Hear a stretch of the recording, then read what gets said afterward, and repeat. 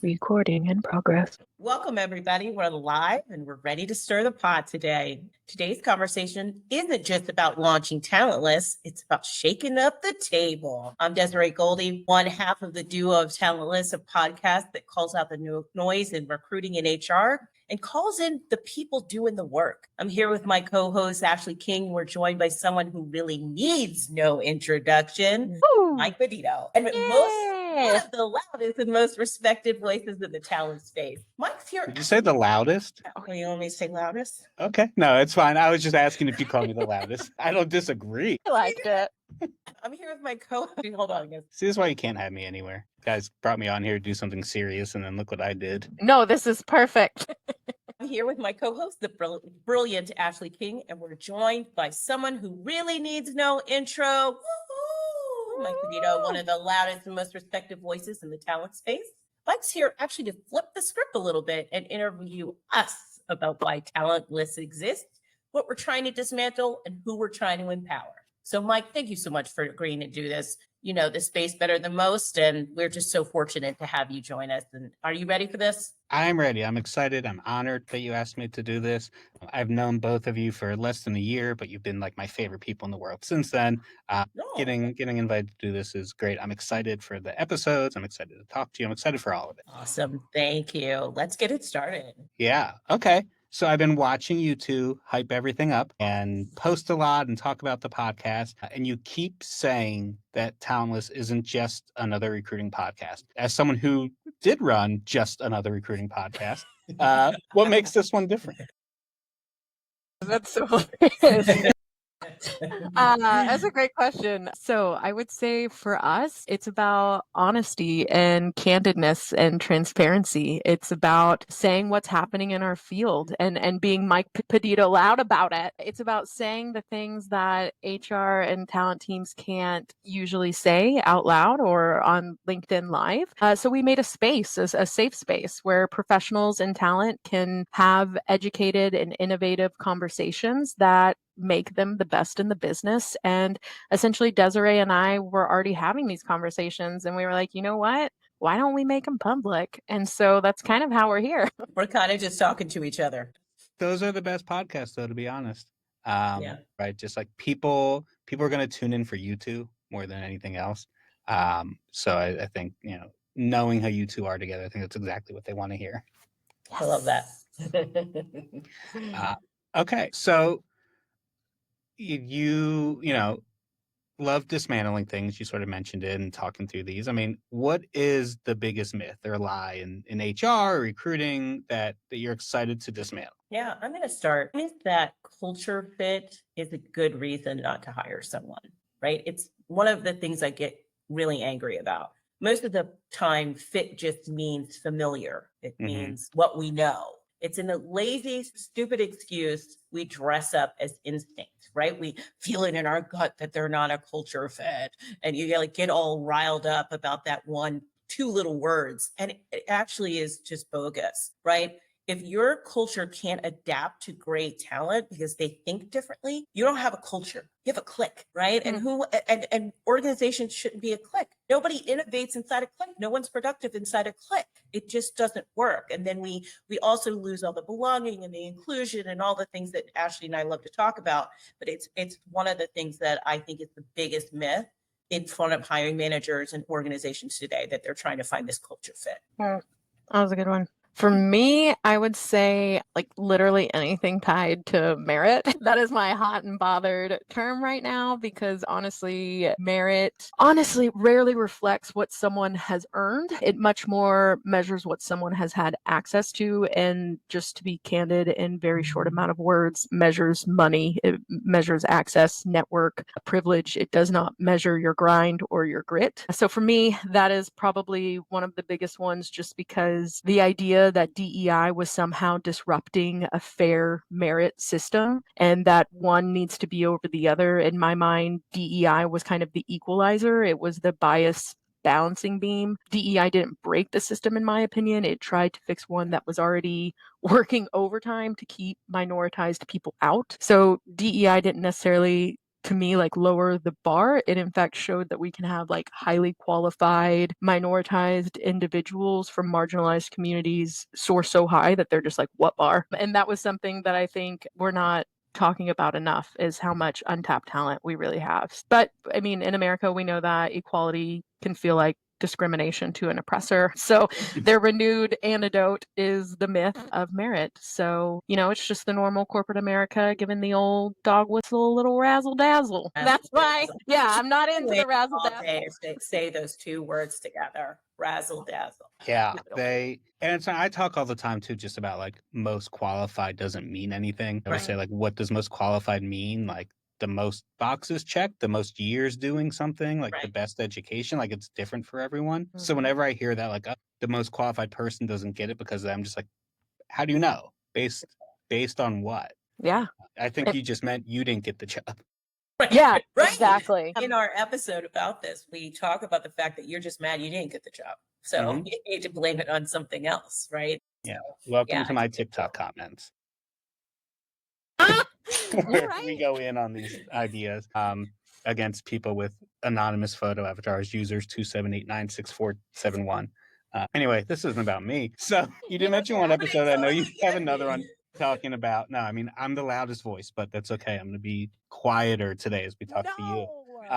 But you do have an episode that talks about good recruiters and bad recruiters and scammers. There's a ton of them, but what's like the red flag you wish more job seekers knew? For me, and there was literally a post today. Someone was like, I approved someone with Comic Sans font to go to the next round. For Ashley, if anyone tells you that they will help you beat the ATS, that they can give you an ATS compliant resume, put them in the garbaggio. They belong in the trash. Those are not the people we need to be listening to. And anyone that says just the 3 words, beat the ATS, bye. See ya.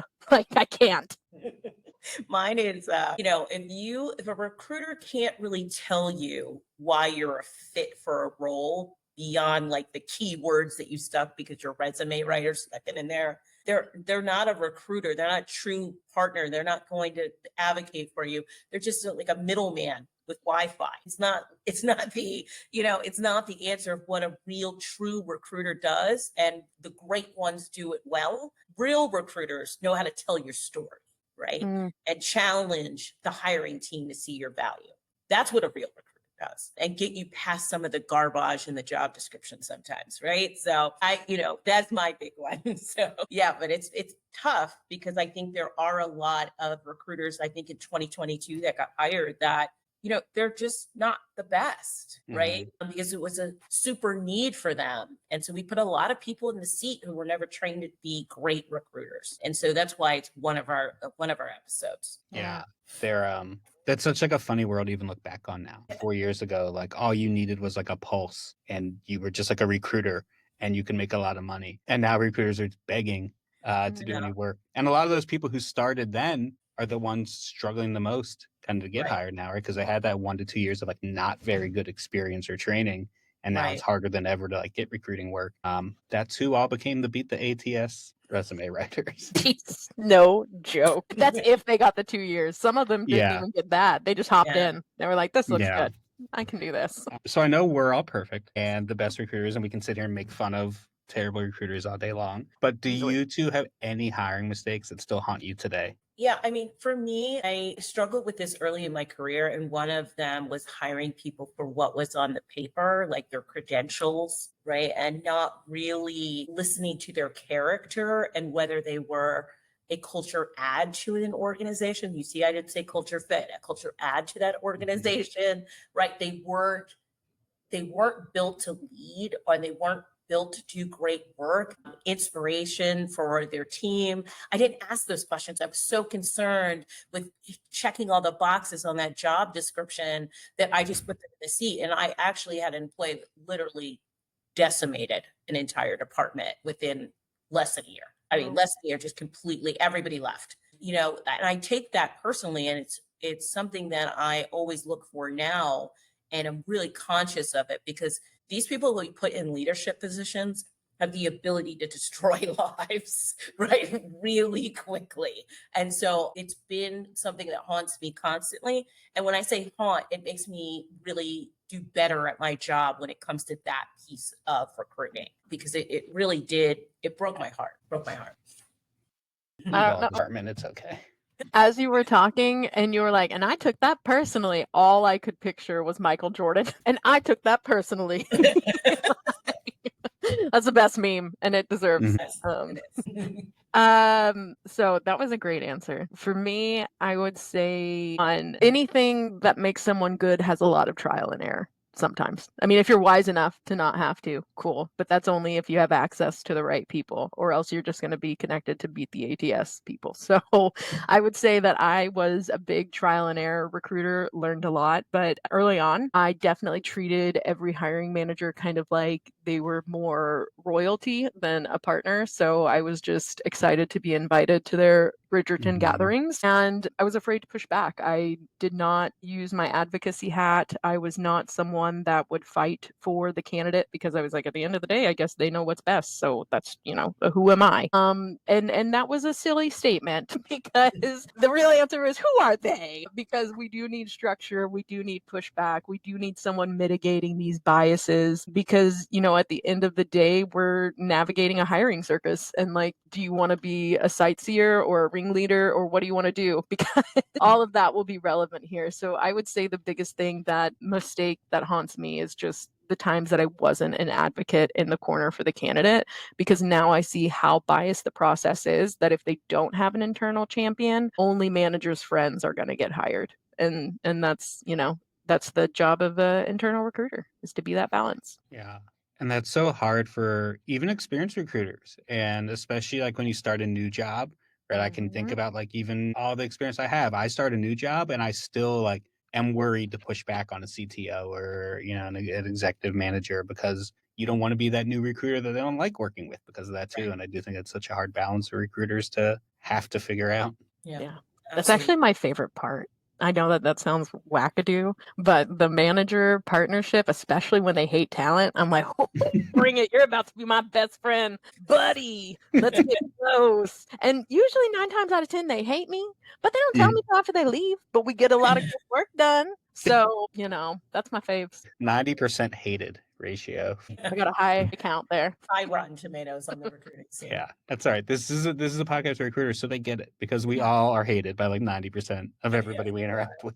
It's very true. So with this aimed at recruiters, what do you hope people walk away with after they listen to Talentless? For me specifically, I want listeners to come and learn, to be able to take what we're illustrating, our insights, our data, and create kind of this innovation sphere and environment from it. On the podcast, I feel like we also talk a lot about empathy and just having unconditional compassion towards humans, and how that is not a weakness in this space. That if we are people, that's kind of the way that it should be. So talking about how you harness that as a superpower strategically to make like statistical improvements in your business. So for me, that's something that, like, my hope is that people come up to us and are like, oh, I changed this and I did that and I made these innovation and these things work. Because to me, that's what's going to keep this world going around. Doing the same old tired stuff isn't going to meet the mark anymore. Yeah. I think for me, and as you were talking, I almost, want to change my answer a little bit, but I'm going to keep it the same. I want people to be seen and heard, and this space is really tough. And when you're in it, some days it feels like you're alone on an island just struggling, especially if you're like a single recruiter, not working some big organization. This can feel horrifying some days. And I want people to feel like they're called in and that someone's listening to them. We're naming the messy parts of this work, because that's where the real change starts. We're not just venting, it's about the vision of what could be. And I think that the more we have people listening to us and really, really learning, like Ashley said, I really want them to get fired up to do good work. And I just want them to be the best at what they do and not feel like they're alone, which is important. Yeah. And I want us to do it well for the community and the group that we serve. Absolutely. Like the candidates, the people, because talent's a really interesting thing where we are the generator and the consumer. We're the ones setting the standard and having to abide by same set standards. Whenever an HR salary range is only up to 150, that's because HR has said this is what we'll accept as a whole. So whenever we think about those things and the role that we really do play, I completely agree with Desiree. I mean, just echoing everything she says. Yeah. And I think that's going to be so important for people, right? It is lonely as someone who's been a startup recruiter my whole life, right? Like it has always just been me.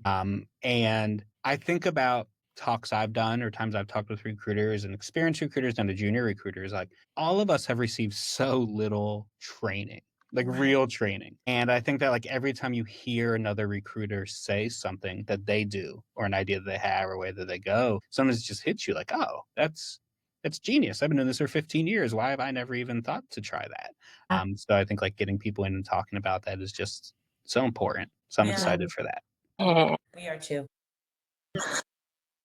So that's how you're supporting us. How can we support you? Like what can the HR and talent community do to support you and make sure this works? I got a million things. No, I'm just I bet. Well, we'd love to for you to follow us on LinkedIn. Also subscribe to us on talentlesspodcast.com. We'd also love some guest nominations. If you got somebody out there that you just want us to talk to because you think they're rocking the world in talent, we'd love to have them. And yes, Ashley.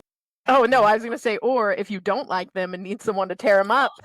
Are you going to bring guests on and just like dress them down? So I don't think I'm allowed to because Desiree has stopped me. But if someone comes in with the wrong, if they want to be wrong, that's fine. I think there will be some moments where we don't agree, right? Sure. There are. We're going to call it out. This is to be honest, and we're not going to, and authentic in what we believe in, which Ashley and I usually are on the same page.